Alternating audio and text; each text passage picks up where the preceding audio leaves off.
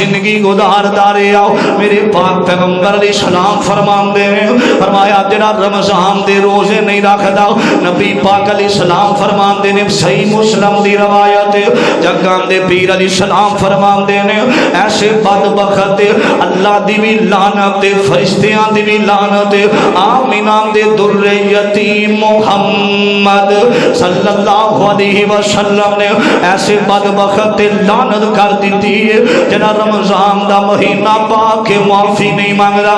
میرے امیر آیا کر اللہ دے سامنے آیا کر زندگی دا پتہ کوئی نہیں پتہ نہیں دوبارہ موقع ملنا یا نہیں ملنا اللہ نال یاری لا لے اللہ نال پیار پا لے اس مہینے دے اندر ایک یاری سچے رب والی باقی یاریاں سب خواریاں نے ایک یاری سونے رب والی باقی یاریاں سب خواریاں